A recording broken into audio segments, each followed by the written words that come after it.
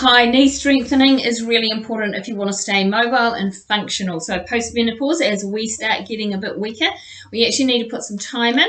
This is something that you can do while you watch your telly or even read your book. I've got my clock, my timer here set for 20 seconds, and that's what we're going to hold each movement. Remember, it's slow movement, really slow, and then really strong bracing. So I've got one pillow underneath. Do two if you want, if you find that's comfortable. The biggest thing is slow movement, and the biggest thing is getting right to the top and holding. So off we go. So I'm going to slowly lift my legs up, and I'm flexing my feet as well. So if you can't flex your feet and get your knees straight, just make the straight knees the priority and do with your feet down like that. And so I'm squeezing around my kneecaps.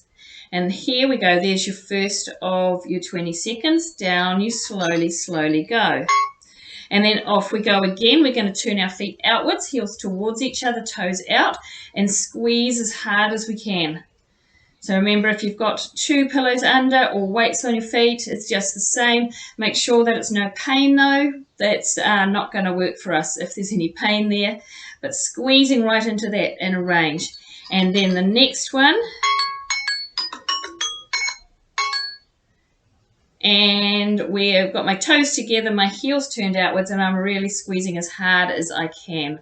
Okay, so I'm going to hold this. Now, some of you also will have things going on in your knees where you can't actually get them totally straight. It's still worth doing this, more than worth doing this, actually. This is what a physio would give you for your rehab, because down we go. And we're going to do one more set of each like that. And off we go, straight legs, straight up. Because it's been shown that any amount of loss of range in a joint increases your pain by lots, okay? So if you can get your joints nice and full range right up like this, you'll have much more pain, less pain. And then remember, we did the turning out one, holding. Now, to progress from this, you would do 30-second holds. So remember, you can do it in front of the telly. I would use a timer to keep yourself honest, and then you don't really have to think about it very much either. Watch your posture. No good working on one area to fail at another. And down we go. And then we've got the inward one. So the last set of 20 here, doing on the floor. So you're squeezing. And I think it's really important to do some on the floor like this and some in a chair, which we'll do in a minute, because this is really focusing on that last little bit of range that often disappears really quite quickly, actually, if you've got injuries or something going on in your knee, or you're just not an exerciser. And down we go. Okay, so getting rid of the pillow and jumping up onto a chair now. And this is where the slow movement really comes into play. So you want to be sitting up nice and tall, nice and relaxed. And I'm doing one leg at a time so I can really focus on that slow movement. Now, some of you may have back pain, and if this triggers sciatic pain down here, then you're not to do it. Just not to do it, okay? There is no way around that. You're going to hold, and then you're going to slowly come down. And then the other side. So I'm doing alternating. Now, if you've got a sore knee on one side, a problem on one side, I want you to do both anyway, because the sore knee will learn from the other leg. And often when we do rehab, we end up with asymmetry. Asymmetry is not good for your body. And down we come. Okay, so now turning out, 20 seconds. Again, you can have a weight on your ankle when you do this, progressing to that.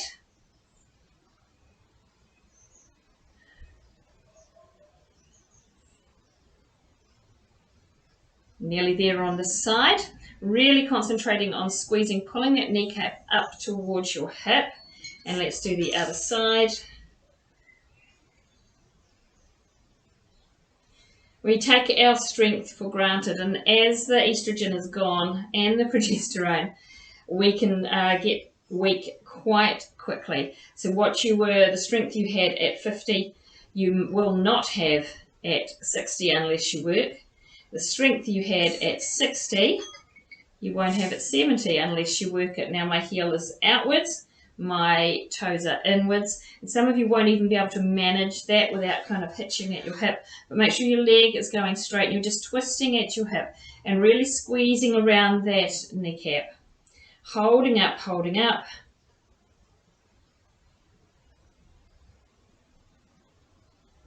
That's it, and then the other side.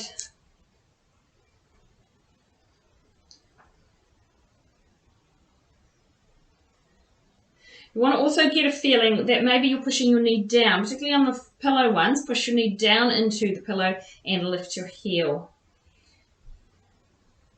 So if you can't manage the 20 seconds, then you're going to start at 10 seconds. Remember, you'll have your own timer so you can modify it. So we're doing it one more set through. So straight leg. Now I'm really focusing on pulling those toes up towards me now, squeezing through here. Another principle I want you to think about while you're doing this is breathing through your nose. So keep your mouth shut and see if you can breathe the whole time through your nose through this second set. And down we go. Oops, I did not go slow. Slowly up. Squeezing as hard as you can. Now in MenoStrong, which is our 3-month online program, we've had people with really bad knees manage to do it. Some of the exercises modified, which is fine, and they're seeing a whole lot of functional progress. So movements they never used to do, gardening that they couldn't do, they're doing all sorts of stuff again. So it's really, really encouraging to see people working their way through. So you're squeezing as hard as you can.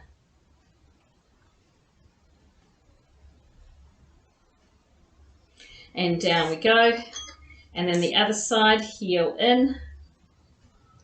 So these exercises are not the specific ones that are in MenoStrong. They're much more functional. So they are full body exercises. And they do a really a scientific super slow that helps trigger your muscles to get stronger. We're going inwards now. When you've got none of that estrogen trigger. There's also a big overlay of flexibility and recovery, because to get stronger you not only have to work but you have to recover in between times.